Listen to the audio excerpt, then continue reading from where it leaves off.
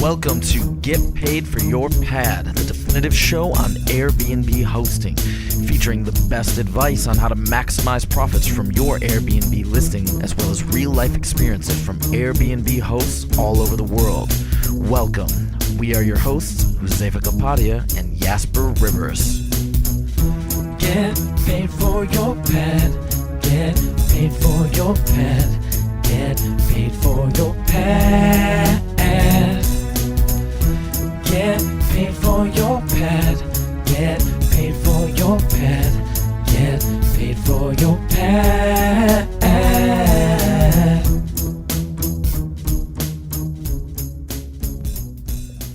Welcome everybody, another episode at Get Paid for Your Pad. Today I have a very interesting guest. He's somebody who's been having a very similar lifestyle to myself, traveling around the world, working on different businesses. His name is Matt Ward. He's an angel investor, startup advisor, and serial entrepreneur with 3 exits. He's an author, futurist, podcaster, biohacker, focused on building a better future through innovation and entrepreneur. He runs a popular exponential tech podcast called Disruptor.fm. He's a top blogger on Medium. He runs an angel investments syndicate and podcast at the syndicate.vc. And he scaled an $8,000 investment into a 7-figure exit in 12 months. And he's done a lot of other things. It's almost too much to mention. Anyway, Matt is a really interesting person. Matt, welcome to the show. Thanks for having me, Jasper. Absolutely. Man, your list of accomplishments and all the different projects that you work on is quite impressive.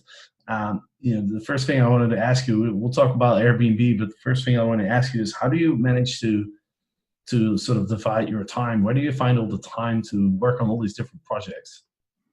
I think part of the problem is definitely I'm ADD, as anyone can see. So I do a lot of different things. I also, at least in the past, have been very focused. I'll get very laser focused on a specific project, but then once the project is over, oftentimes it's not something where I'm not a manager, I'm a builder. So I'll build something and then pass it off to someone else or sell a business or move on to something else because it just doesn't fit that well with me. In terms of what I'm doing now, my interests are pretty diverse. So I started the Disruptors. It's essentially a long form TED podcast. So TED's great, but it's 15 to 20 minutes. You can't get that deep into the future, into technologies. So at disruptors.fm, basically we get the same people, but we go for an hour and a half, so we can get much deeper into the nitty gritty and try to inspire more change, science, technology, and innovation. That sounds awesome. Can you tell us a little bit about your life, just in the elevator pitch? Like, how did you go through traveling and building all these businesses? Yeah, so I studied mechanical engineering, found out fast there's no way I was working for someone else. While working, I had friends introduce me to podcasting. I found entrepreneur podcasts, solopreneur podcasts, digital nomad podcasts. And from that point on, I was hooked. Tropical MBA got me. I moved out to Thailand. I spent 15 months out in Thailand, Vietnam, and China. While I was there, I was running a crowdfunding podcast, helping people raise money. It turns out if you're helping people raise money, they don't have shit to pay you with. So I had to figure out a way to make money. I ended up designing my own laptop case that opened up into a stand desk. I was going to kickstart it. I moved to China. I was working with a factory. And throughout that time, I knew people that were selling on Amazon. They were doing what's called Amazon FBA, importing products from China, selling in the US, branding them, and then doing really well. I figured if they can do it, I probably can too. I did. It started to take off. That's the business I scaled. I started a podcast around that because everyone was basically telling you bullshit and trying to sell you a course. So I basically said, here's exactly what I'm doing. From that, I could make enough affiliate money to reinvest 100% of the business into the business and then scale that up quickly. And throughout that time, I was in mostly Southeast Asia. Then I moved to South America and to Medellin, Colombia. If you haven't been, it's freaking amazing. I met my wife there, so that was transformational.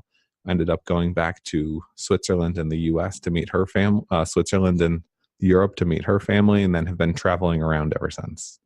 So how long have you been on the road for? A while. I think about 3.5 years, and it should have been a bit shorter, but we've had some trouble with US green card issues. Trump hasn't been helpful in that regard.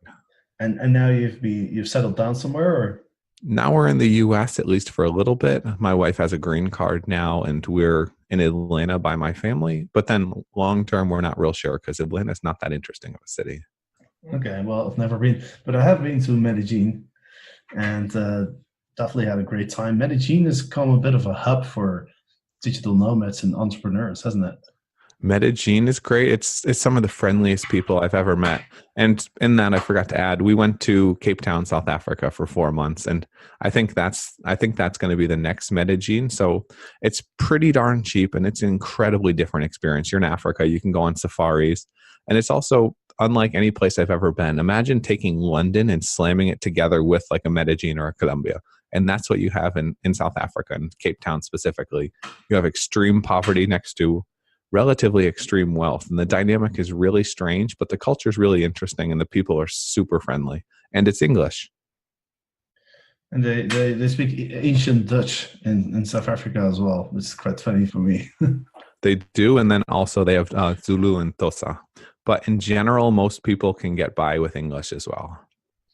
Yeah, it's definitely high on the list of locations that I still want to travel to. Cape Town and South Africa in general. And what's great when you're flying from Europe, there's no jet lag, right? Because it's the same time zone. There is, but it's like middle of nowhere, hard to get to type deal. So unless you want to spend a lot on a flight, you're probably going to get rerouted through like Dubai or somewhere. Right. Got it. So you've been staying mostly at Airbnbs, right, in the last 3.5 years? Pretty much always Airbnbs. We did a year where we leased a place while we were in Switzerland, and the rest has been, and while in Thailand, I would stay. I didn't actually know about Airbnb as much back then, but I would stay primarily in really cheap, ratty hotels that were like $150 a month. Wow, that's very cheap.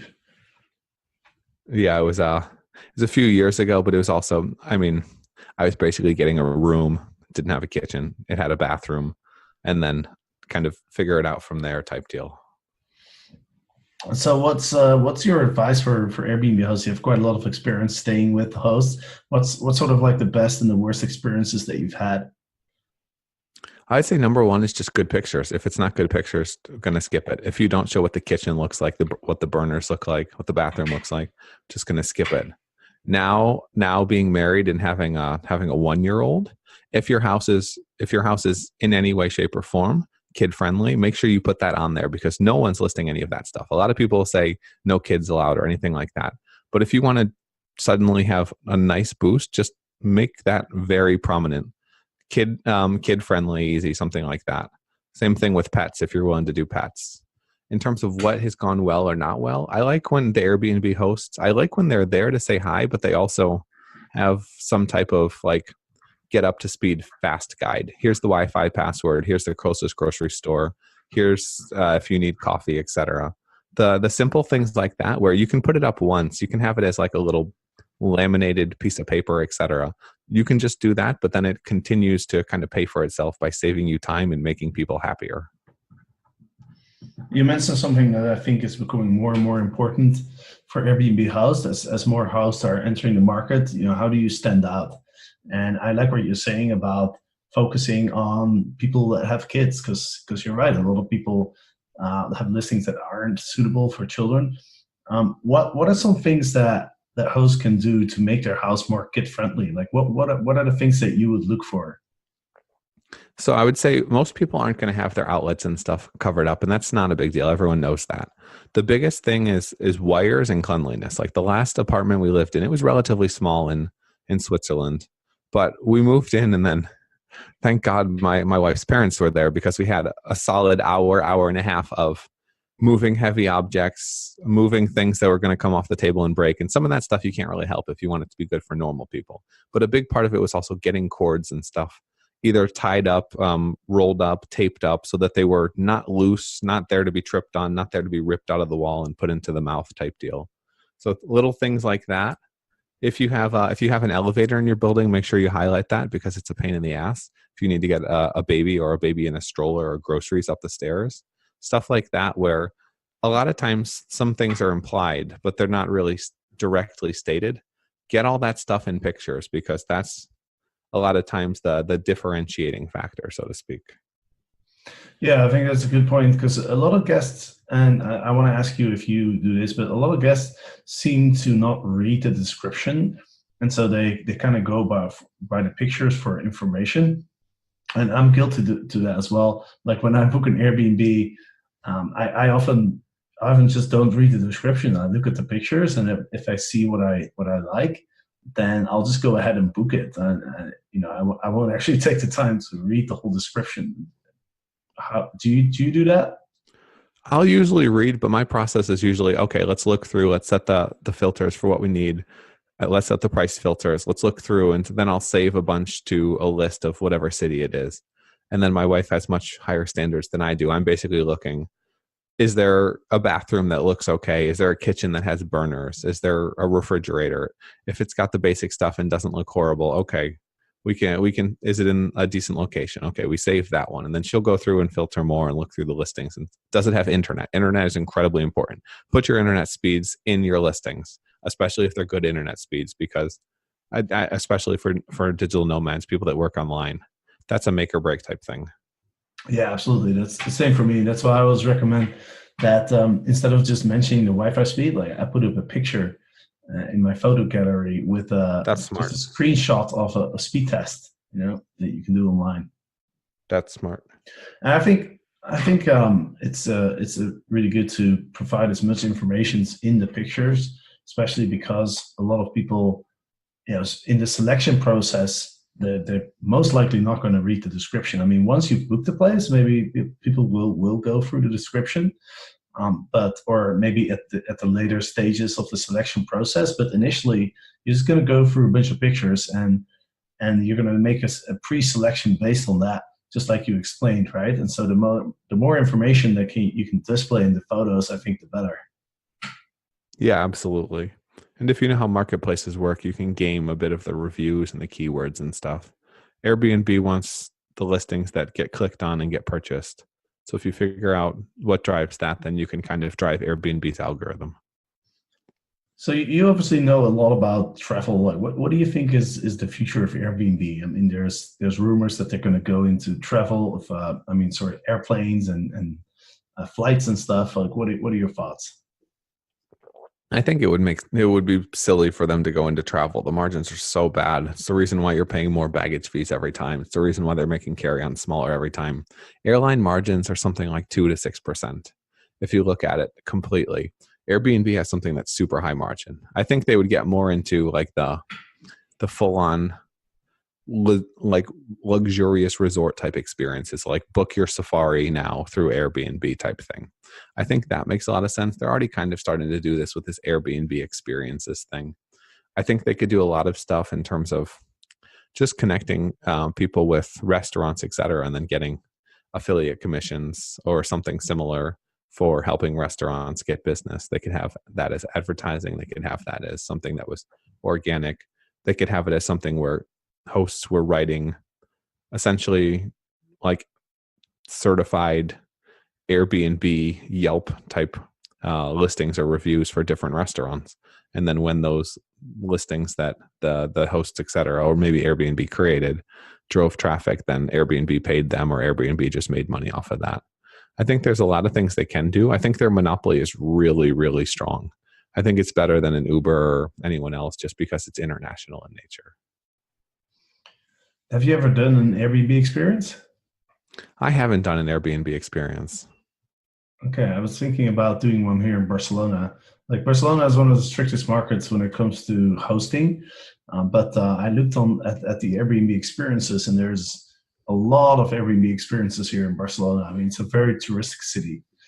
So, I mean, you've lived there, right, in Barcelona? Yeah, it's an incredibly awesome city. It is also incredibly touristic, and all the Airbnb guests are actually driving the rent up too high for the locals. Yeah, no, and they're banning it pretty much. I mean, you need to have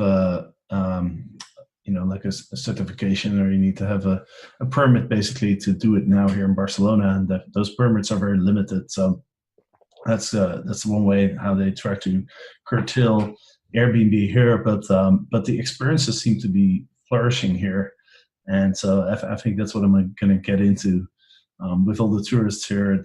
It's obviously really big market to host some experiences too. I tried it in Amsterdam, but it took forever to get approved. By the time I got approved, I was already gone. That's a pain.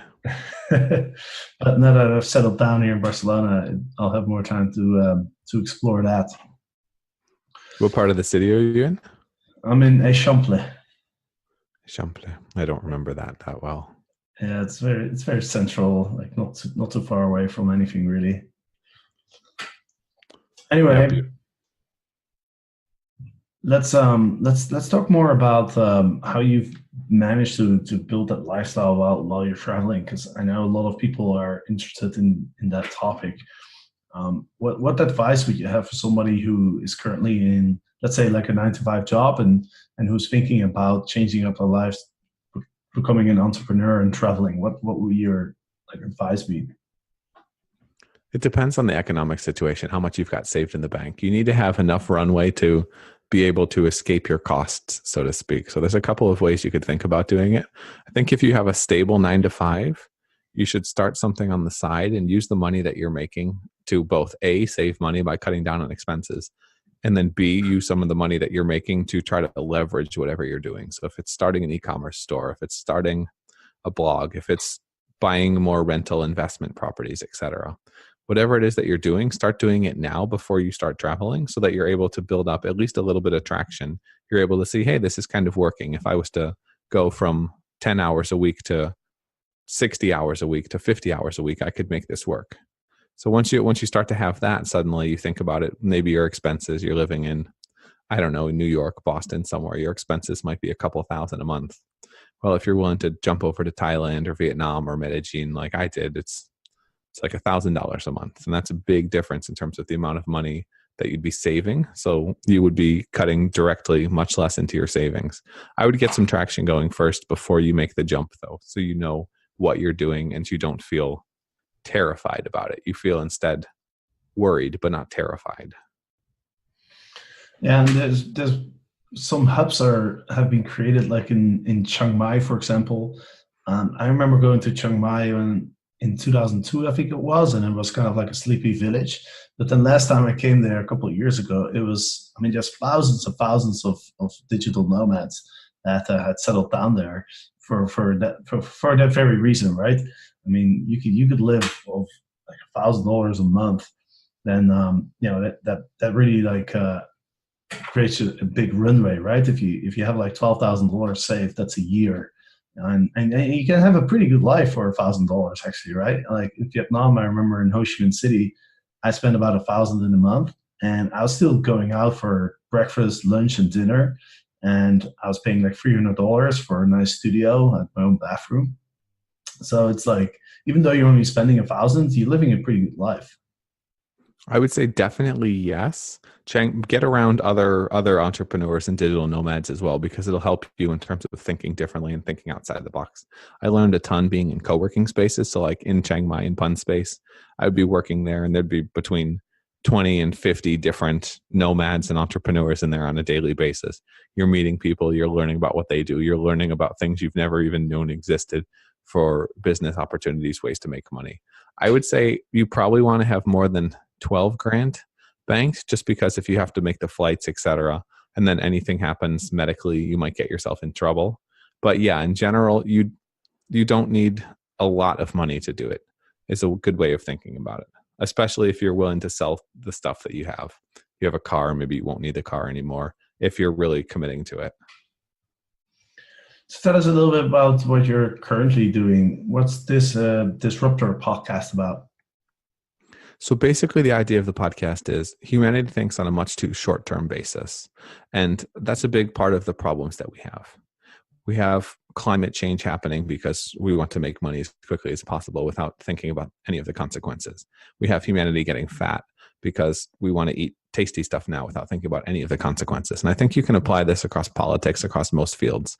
What I'm trying to do with the disruptors, so it's at disruptors.fm. What I'm trying to do is change the way that people think about the future. Right now, the future that you think about is the one that you've heard of, you've seen. What you've seen are sci-fi books or Hollywood. And those are always dystopias. Everything's terrible because that's just the nature of what makes it exciting for you to watch and entertaining and can have a plot line. But if we think about the future like that, we see people that are worried about the future. We see people voting for Trump. We see people wanting to go back to coal mines because they don't know if they're going to have jobs. There's all of this economic and future insecurity that people have. And without addressing those things, then it's really hard to go forward as a species and as a people. So what I do is I get the world's smartest folks, AI researchers, quantum computing experts, space cowboys, you name it. I get the people that are at the cutting edge of what's happening and share both their story and then vision of the future, not just the technologies they're working on, but how it all comes together. We're living in an era where suddenly it's like a convergence point. So we have so many different technologies that are accelerating at an exponential rate. We have artificial intelligence and machine learning.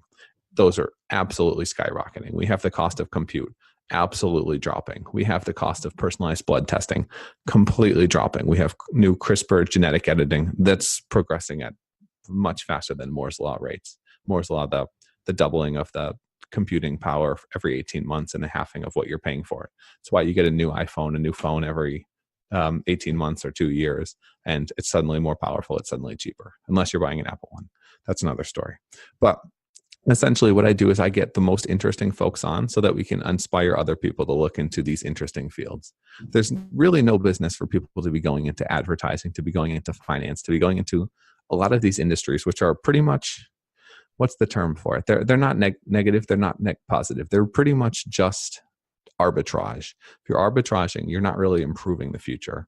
I think there's a lot of people that would want to do really meaningful things with their life. They just don't really know how to do it. So that's the idea of the podcast, to have people listen, get excited about something, and get involved. Maybe you believe in the clean meat movement, essentially lab growing meat so that we can stop having factory farming and all the issues that come from that. Maybe you know about climate change, but you've never really known what you can do about it. Maybe you are interested in computer science and want to study artificial intelligence. That's kind of the idea of the podcast, is to highlight these interesting new fields and how we can do a better job as humanity in preparing for and building the future we want. Disruptors.fm. Well, you definitely sold me. I'm definitely going to be listening. One thing I wanted to talk about that kind of grabbed my attention was you're saying that you want to live to be 150 free. Yeah, and I think it's not that unreasonable either. There's a couple of reasons for it. So first of all, if we look at just the progress of humanity, the health span and lifespan have been drastically increasing. What we've seen as of late is that while lifespan has increased, a lot of times health span has gotten not as much of an increase as it could. So think about the last 5-10 people that you know that died, or that your parents know that died. What percentage of them died from some type of disease? And what percentage died from old age?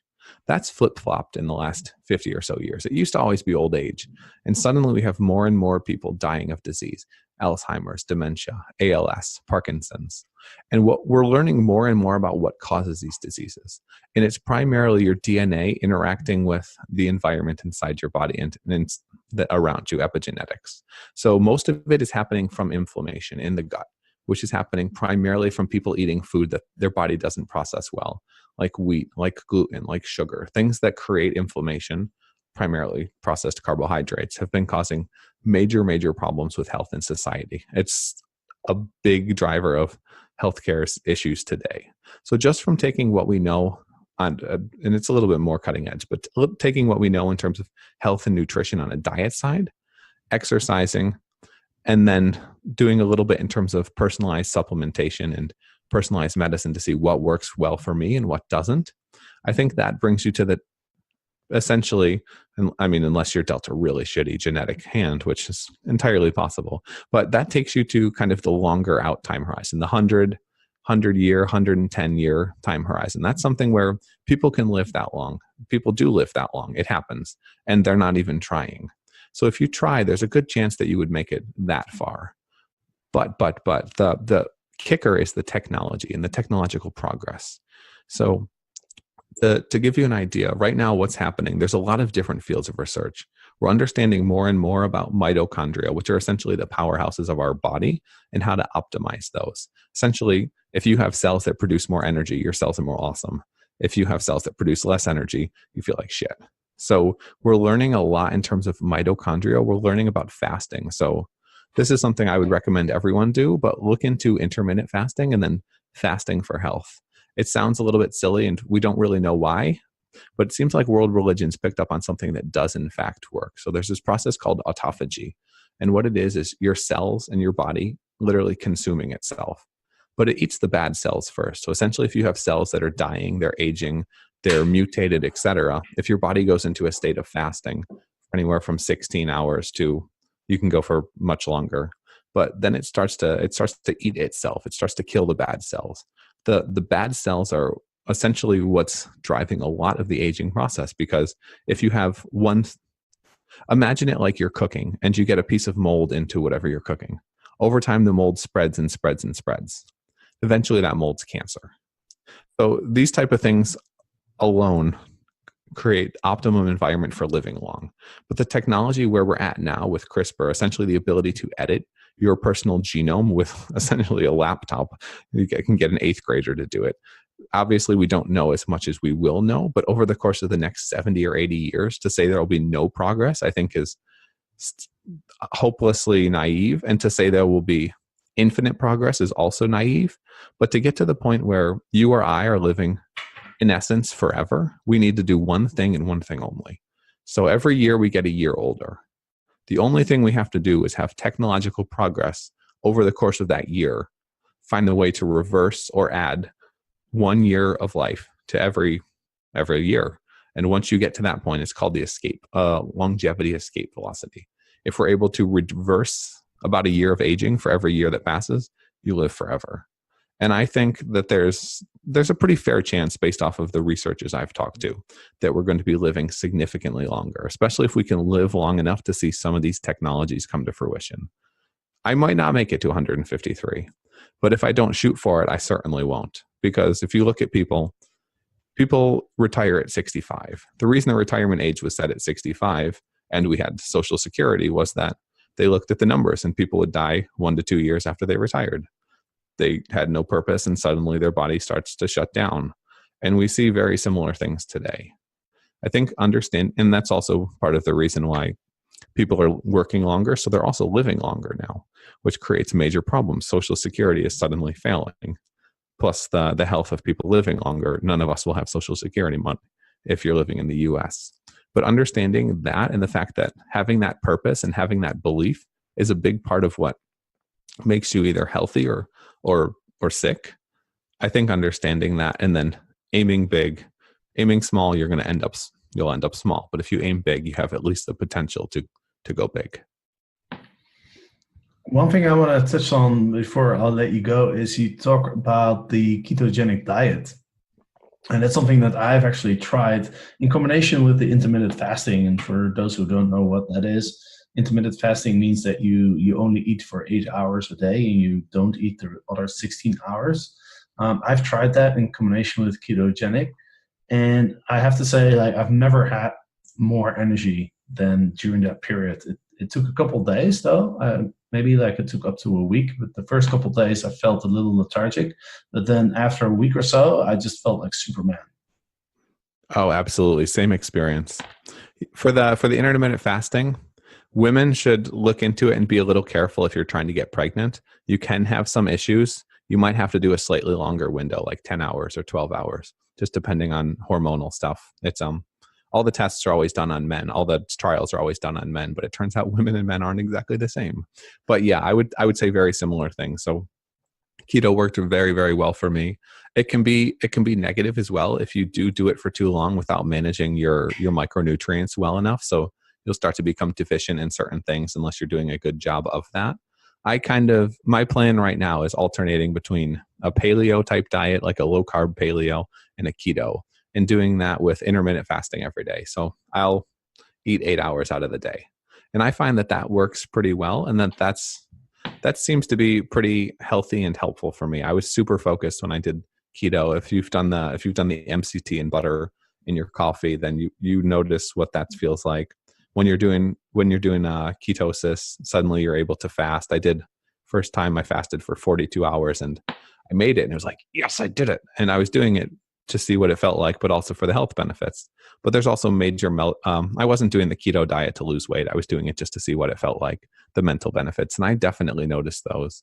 I think both of those two diets can be very helpful in terms of reducing inflammation. Like I was saying earlier, in general, inflammation is what happens when your body processes something it's not designed to process. For most of us, that's a couple of things. It's generally speaking all grain and wheat.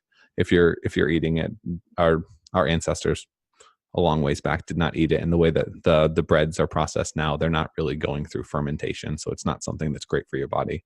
A lot of people have trouble with dairy. Everyone has trouble with just about anything that comes out of a box. Don't shop in the inside of the supermarkets.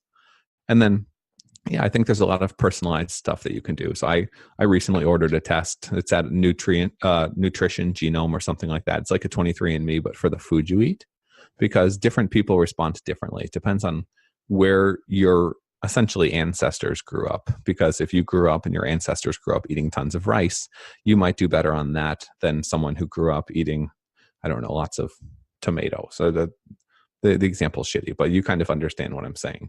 So the ketogenic diet is good for, it's something I would recommend everyone experiment with. Some people it doesn't work with, and they don't really talk about this very much, but there are some genes that I think in about 20% of the population that makes it so if you eat high content of saturated fat, that actually doesn't get used as energy. You just store it as fat, which isn't exactly what people on the ketogenic diet want. But in general, I think people don't do enough experimentation with their diet. And I think if they were to do a bit more experimentation, they would find those results like you're talking about. Because I know I certainly had them as well. Yeah, a lot of things that you say, I've noticed that as well, because a lot of my friends are doing ketogenic, but for some of them, it doesn't work.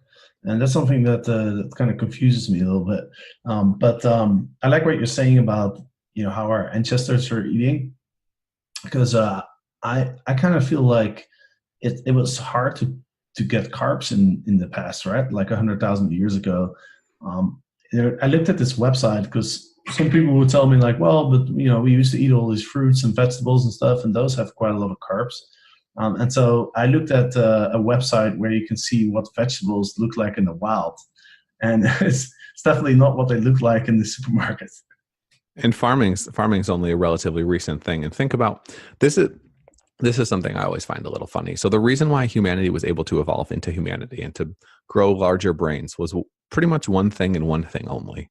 And that was meat plus the ability to essentially inventing fire. Because suddenly we could cook that meat. You could eat significantly higher calorie content. And that was the brain uses, it's a ridiculous amount of the body energy, something like 20%. The brain uses a lot of energy. So by suddenly having meat and cooking it, that was what led to humanity's ability to evolve, so to speak, beyond itself. Eating just vegetables, if you look at elephants, they're eating like 23 hours out of the day because that's the only way that they can get enough calories in. And sure, if you want to do that, be my guest, but it's not great for you. You might end up looking like an elephant. Yeah, I think for me, when I started the keto diet as well, I noticed that I was way hungry. I was like tearing apart a bear type hungry. And I think some of it is mental and some of it's physical. But if you're not careful with it, you would definitely could put on weight if you're worried about that. Well, I wouldn't mind having a trunk. I think it would be quite useful. There's more muscles in the elephant trunk than there is in the entire human body, times like 10 or 20. It's ridiculous. It's the most complicated, essentially, limb in the animal species. Oh. Interesting, man. Like I could talk about this topic forever, but we're getting to the end of the podcast. So thank you so much for coming on. I'm really fascinated by all the stuff that you're talking about. So I'm definitely gonna check out your podcast. Where can people find more information about you if they're interested? So I would say the best place is disruptors.fm. That's where you'll find the long form podcast on all things exponential technology in the future. You can find me on Twitter at mattward.io. And if you want to learn just a little bit more about me, my personal site is mattward.io. There you can find my blog, other projects I'm involved in, etc. Awesome, man. Well, thanks for coming on the show. Appreciate your time. And to the listeners, thanks for listening. And then next week, we'll be back with another episode. So I hope to see you then. Yes. Awesome.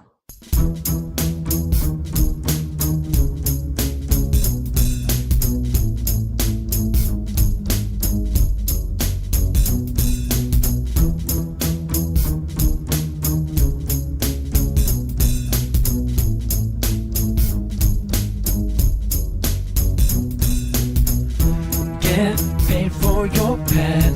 Get paid for your pet. Get paid for your pet. Get paid for your pet. Get paid for your pet. Get paid for your pet.